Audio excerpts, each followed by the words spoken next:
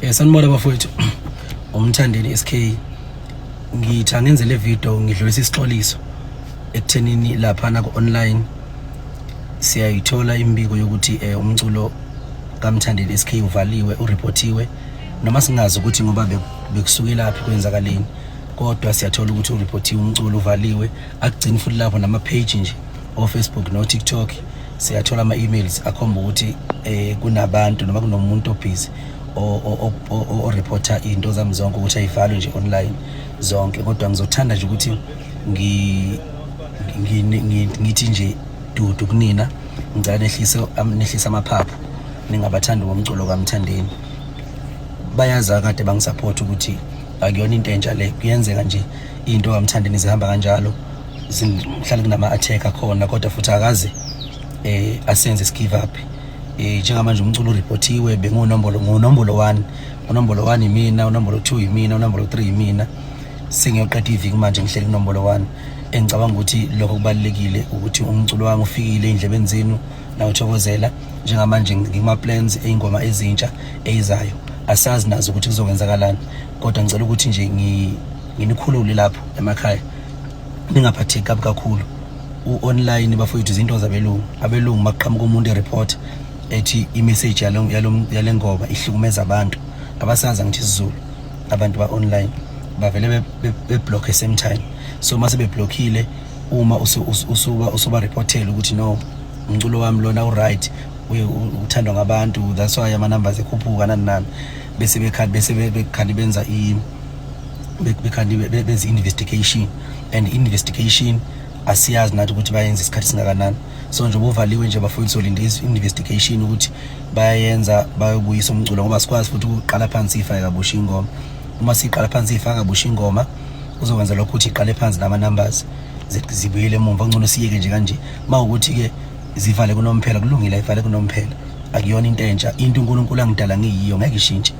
Ngiseza nezinye ingoma futhi cishe next week siya release ingoma enomuntu wesifazana kanye neingoma zomtsizo zamahawu.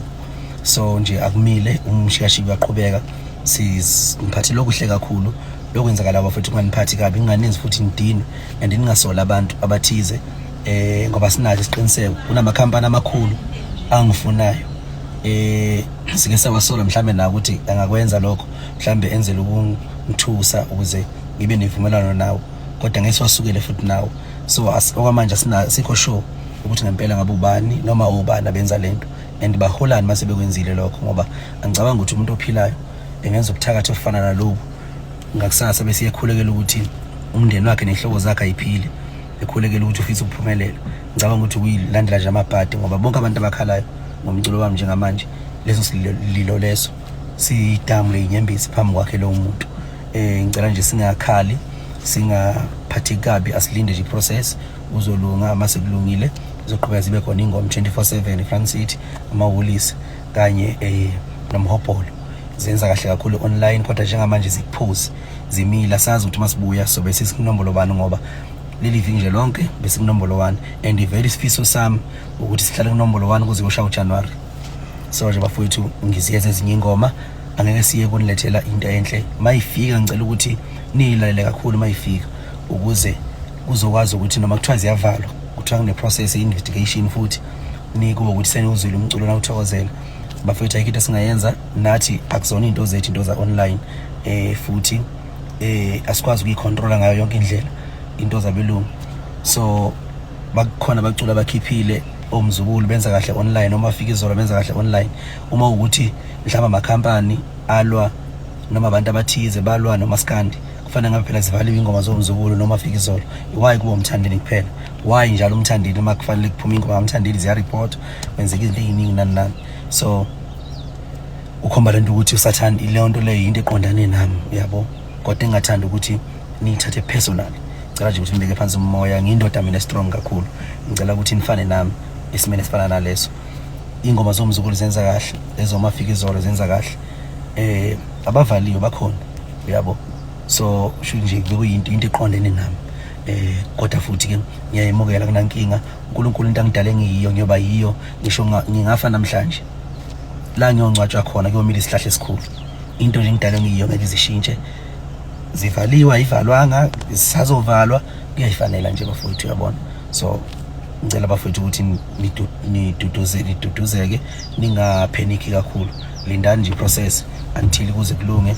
Uma ukuthi kuyalunga ngesikhathi okulunga ngaso, ngiyaxolisa nje kakhulu kunina. Mase ilungile futhi sizoposta khona la kwezokuxhumana sisho uma ukuthi nakhona ama-page awavaliwe, ngoba sazi ukuthi njengamanje ngoba kunalento eyenzakalayo nje ukuthi inhloso yini and ekugcina kosuku lowo muntu wenza lokho uzuzana yini emjabulisayo kulonto, ngoba phela umthandi ngizohlaza umthandeni ba ngumthandeni olapha otop namanje ngitop yabo.